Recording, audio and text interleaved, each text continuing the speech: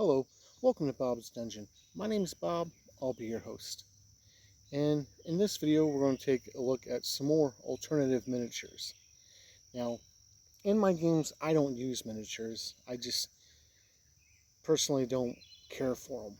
But I know there are people out there that do use miniatures. So we're going to look at some alternatives that you can use to miniatures.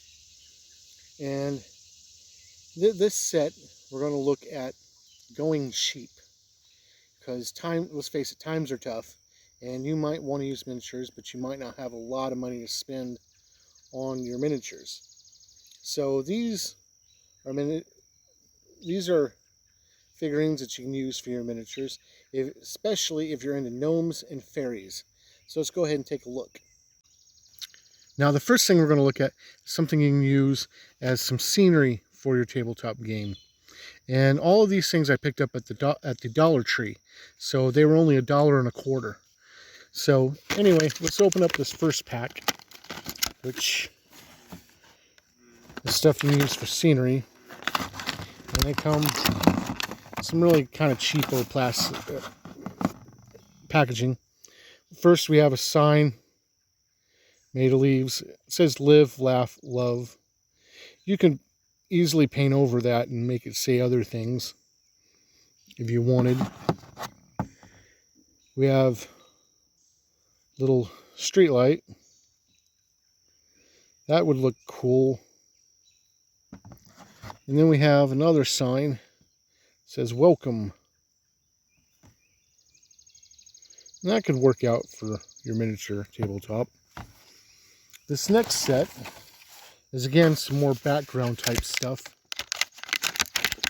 And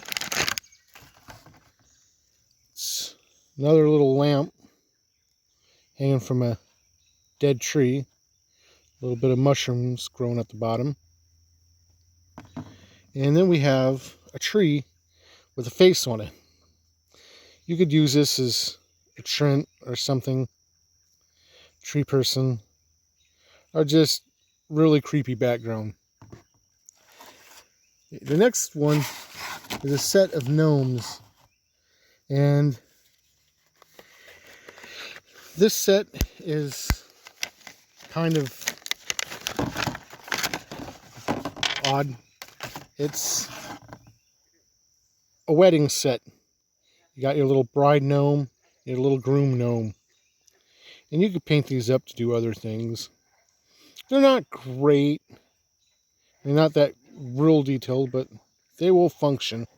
And with them, they've got, I guess he's supposed to be the priest. And what's neat about these, you could have your gnomes in your game look like garden gnomes if you wanted. Kind of paint them up to fit the setting more. Or you could actually paint them up with some blood and some gore and use them in a horror setting, which would be interesting. And this next set, we have some gnomish maidens. And all of these, they come 3 in a pack. So this one came with 3 little gnomish maidens that you can use in your game as miniatures. Paint them up as you'd like. Then we got another set of gnomish maidens. That one looks like she's got glasses on. Yeah, I mean, they're not great. I've seen better miniatures, but if you're in a pinch and really on a budget, these would work just fine for your miniature needs. The next one we got is some more stuff for background effect. We got a big flower with a bird on it.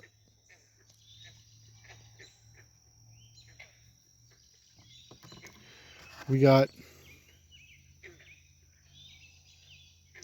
another sign indicating that this is garden. little bird on it. Looks like it's riding a snail. And then we got another style of welcome sign. These signs, you could paint them up to say other things, I guess, as needed for your game.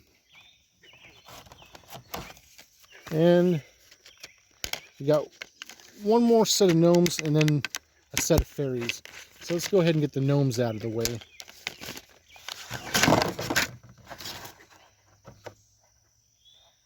And these are, I guess, children gnomes.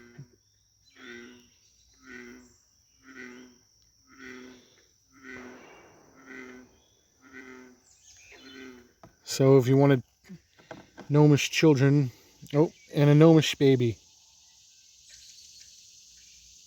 Like I said, you could paint these up to look more fitting for your fantasy game, or paint them up for a horror game if you wish. And this last set is a set of fairies for your game. They're a bit cutesy and could definitely use a little bit better paint, but they will suffice if you're on a budget. That one's face is all messed up. But these are made, I guess you can put in like potted plants or something. But yeah, they're not painted very well, but you could get paint and do what you want with them. I mean, for $1.25, they'll suffice for your game. And that was my look at some garden style gnomes and fairies that you could use for your tabletop role-playing game as miniatures.